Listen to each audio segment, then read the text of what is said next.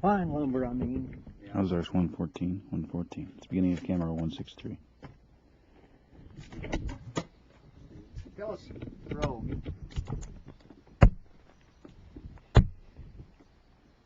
Tell us, forget it. Tell us a little bit more about what you just said about working in the timber and how you'd rather work there than in the sawmill, because we didn't have a tape recorder running. I'd like to hear that. Well, I don't know just how to go about it. Well, you said you'd rather work. How come you'd rather work in the timber, cutting ties? You can work more as you please, and you're not tied up with long lumber. You go to tailing age or the sawmill, and you're tied up with long lumber, and moving strips and slabs or lumber both. You see, and I've been in where they cut bill logs, 20 foot long and 32 foot long, a tailing age, taking the lumber and strips away from there. Yeah. And you're getting in a mess right there. Because I'd rather hew the ties. I can work more as I please. You can just simply get by better hewing ties. And you know what you made when night comes. You got so much piece for making ties. We used to get 35 cents a tie. Then they got up to $1 a piece, and went higher as there used to be little rejects, and they got to be standard ties, big ties, 3s, 4s, and 5s. Yeah, that's the grades of the ties, 3s, 4s, and 5s. Yeah. Can you still handle a broadaxe pretty well? Have you done it? No, I'm getting too stiff. I can't. And the eyes are not good like they used to be. You can't see. There's too much age on me, you see.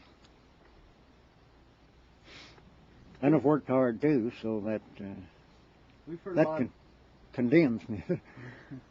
Stiff. I ain't like limber like I used to be. No. Yeah. You couldn't dance all night now. No. I'd give out.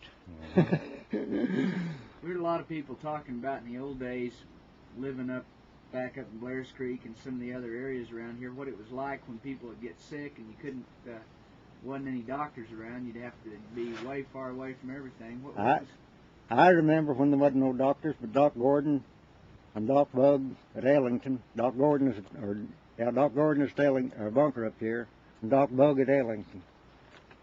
You probably heard him spoke of. Yeah. Used to be a doctor at Ellington, the name of Doc Bill Copeland at Ellington. Yeah. What was it like to be sick up in here in those days? Well, those old doctors, they doctored for pneumonia, and they wasn't qualified like the doctors should be today. They didn't have the education. They wasn't tuned up in that direction.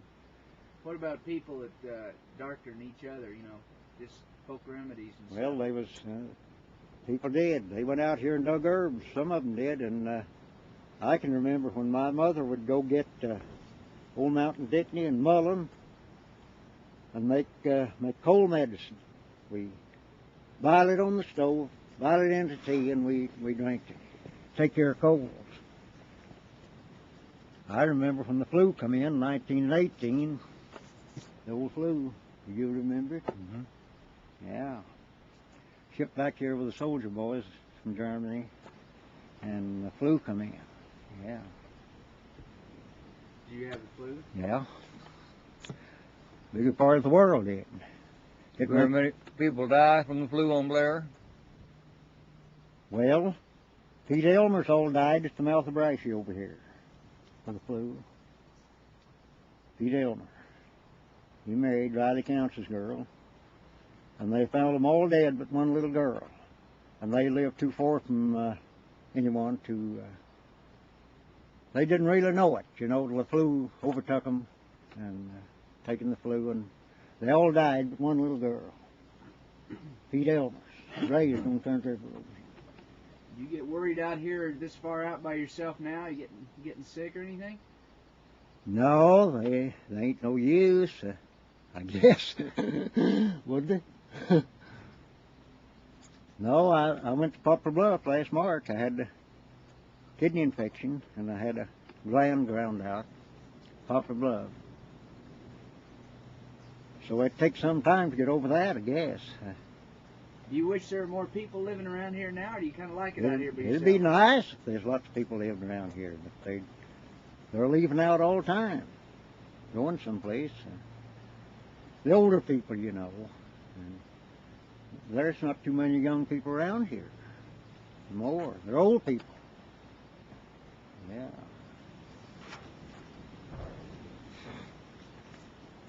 You raise any livestock out here? No. They closed this range 6 or 7 years ago. They closed the range, and we wasn't allowed to run no stock outside. And I was 65 then. And I just sold out the cattle and quit. You couldn't run them out. The old driver rejected on cattle running out. He owned the bigger part of the world, you see. The old driver. Yeah, I noticed coming in here, there wasn't much land we came across that didn't belong to him. Yeah. He owns from Salem to Poplar Bluff, the bigger part of it. You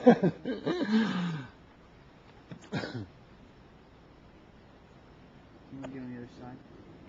Henry, have you ever been to Springfield, Missouri? Never saw Springfield. No. I've been down to Mountain View. That's far south. I was beside then. Yeah. Mountain View. Have you ever gone up to St. Louis? Yeah.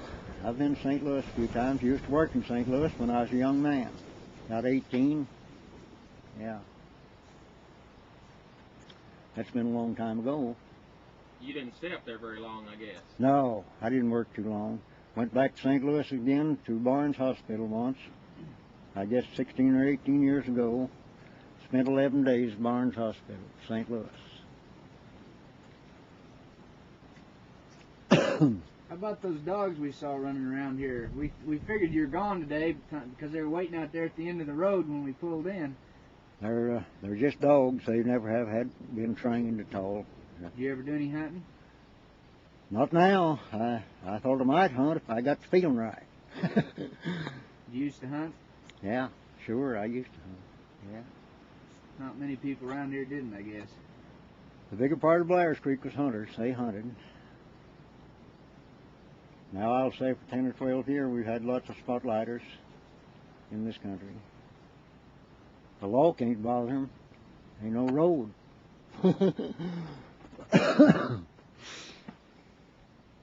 When your dad come to Blair, how many deer was it you said he killed the first winter?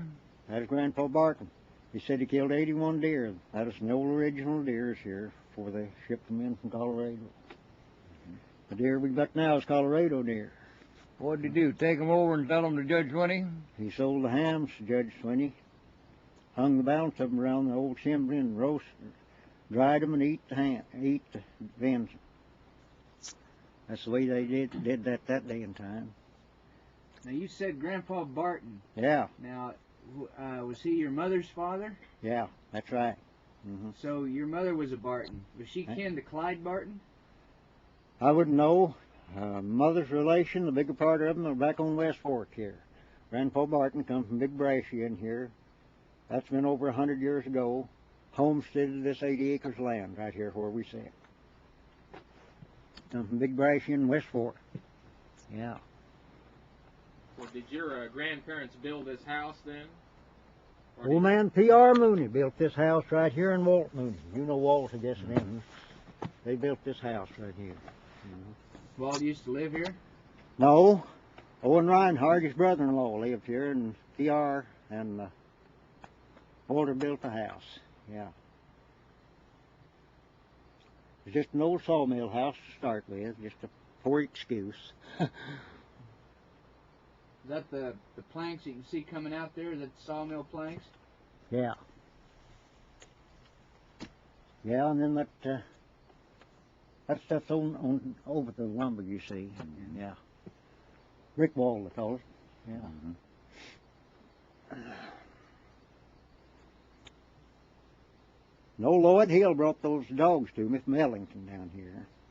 And I used to hunt with him, and he used to know Lloyd on Graveyard Holler back here, 3 miles across there. So he had too many dogs, and he brought them here to me. And the other dogs got pups out there. I'll show them to you after a while. Well.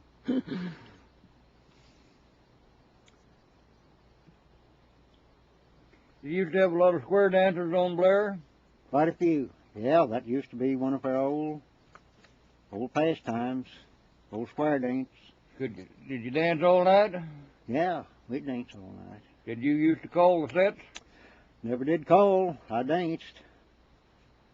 And after we got to drinking, I drank whiskey and danced. How about jig dancing? Would they jig dance on Blair? Oh, yeah. Paul Bales used to be in here from them. Mm-hmm. You saw Paul? Oh, yeah, I knew Paul. Yeah. Old Tom Bedwell, raised on Dickens Valley, across yonder on Logan. He used to, him and Paul Bales used to be the dancingest guys I ever looked at. Paul Bales, he was case, wasn't he? Did they round up some bootleggers over here in time of the Prohibition?